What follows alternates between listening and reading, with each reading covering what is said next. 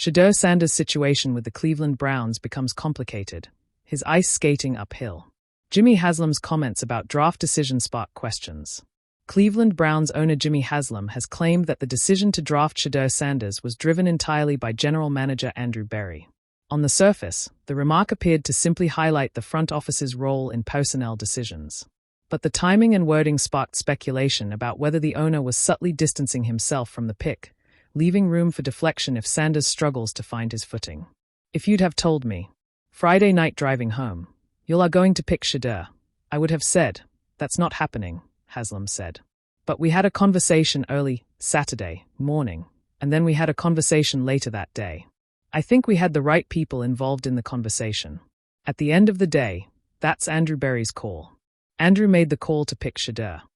ESPN analyst Louis Riddick weighed in on Get Up, suggesting that Haslam's statement could signal a lack of complete alignment at the top of the organization. What it tells me is that this young man is ice skating uphill, Riddick said, because they are not in lockstep as far as how they view him within that organization. I'm sitting here going, man, am I really at the right place here? Do I have people that are rooting for me, that want to make this competition here really fair and equitable? Rookie faces uphill climb in competitive QB room. Even without the added scrutiny, Sanders was already entering a tough situation. Breaking through as a rookie quarterback is one of the hardest transitions in football, and Cleveland's depth chart offers little margin for error. Sanders must prove himself quickly while managing the extra spotlight that comes with his name and the expectations surrounding his NFL debut. Haslam's comments have only added to the narrative, creating the perception that the Browns' leadership might not be entirely unified on the rookie's role in the team's future. For a young quarterback trying to earn trust in the locker room and from the coaching staff, that perception can carry weight. As training camp progresses, Sanders' focus will remain on mastering the playbook and carving out a role in a crowded quarterback rotation. His performance in camp and preseason games will go a long way in determining whether he can push his way into the starting conversation. When Shedeur Sanders walked into the Cleveland Browns facility for rookie minicamp, the energy shifted. Cameras clicked, analysts whispered, and teammates glanced, some with curiosity, others with quiet skepticism. The son of Deion Primetime Sanders, a college star, and a fifth-round pick, Shedeur didn't arrive with the same pressure as a top pick, but he brought something heavier, expectations that no draft number could contain. But as training camp neared its midpoint, the fairy tale started to blur.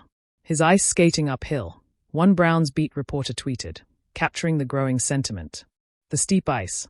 It wasn't about talent. Shedeur had it. His arm strength flashed in spurts. His accuracy on short throws was textbook. His leadership? Undeniable. But in the NFL, talent is merely the invitation. Execution is the party. And for now, Shedeur was still stuck outside, knocking. The Browns had signed veteran Kenny Pickett in the offseason, hoping to solidify a QB room in flux after Deshaun Watson's injury-prone seasons. They also brought in Dillon Gabriel, another rookie with a chip on his shoulder and the mobility Stefanski seemed to favor. That made 3 quarterbacks vying for 2 active roster spots, and maybe just 1 future. Shedeur's representatives were limited. He was working with third-string linemen, receivers fighting to make the practice squad, and facing defensive schemes designed to confuse young quarterbacks. The mistakes started piling up. A pick-6 in joint practice with the Eagles. A botched 2-minute drill in a scrimmage. A delay of game penalty during red zone representatives. Each hiccup, each learning moment, was magnified under the Cleveland microscope. The Stefanski dilemma. Head coach Kevin Stefanski kept his words measured but pointed. Shedeur's learning. He's got tools. But there's a lot of growth still needed, he told reporters after a rough outing. Internally, though, there were rumblings that Stefanski wasn't sold on Sanders' style. While Shedeur preferred operating from a clean pocket, dissecting defenses with timing and patience, Stefanski's evolving system demanded improvisation, something Pickett and Gabriel had shown more flashes of. In closed-door meetings, a phrase had begun circulating among coaching staff. His skating uphill in roller skates. The road for Sanders wasn't just difficult, it was mismatched. The prime-time effect. Making things murkier was the ever-present shadow of Deion Sanders. Every bad rep Shedeur had was followed by a social media wave wondering, what would Coach Prime say? Interviews Shedeur gave, even when mature and professional, were dissected not for content but lineage. Was he trying to mimic his dad's swagger? Was he too calm? Too corporate? Some in the Browns' locker room quietly resented the attention.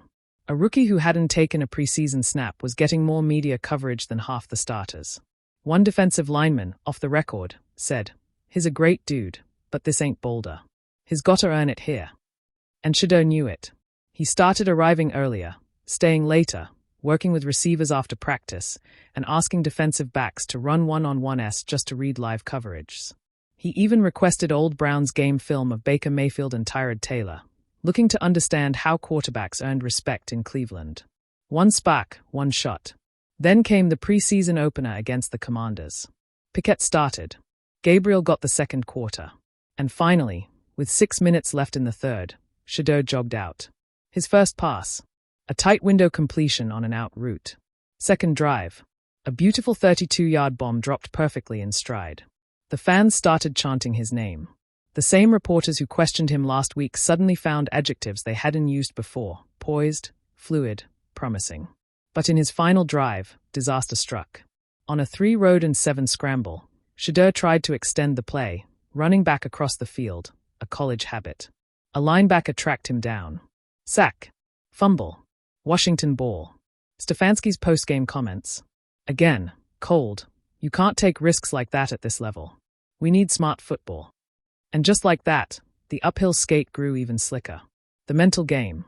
What's hardest in the NFL isn't just surviving the hits. It's staying mentally clear when the walls start closing in. For Shedeur, the challenge was no longer just football. It was perception, narrative, and time. He wasn't just competing with Pickett and Gabriel. He was competing with his last name. With doubters. With impatience. With a Browns franchise that had burned through 30 quarterbacks in 25 years. The mental war was waging inside his helmet. Playbook memorization, cadence timing, pressure handling. Every snap mattered. Every rep might be his last in orange and brown. Still, he kept showing up. Kept pushing. Kept skating.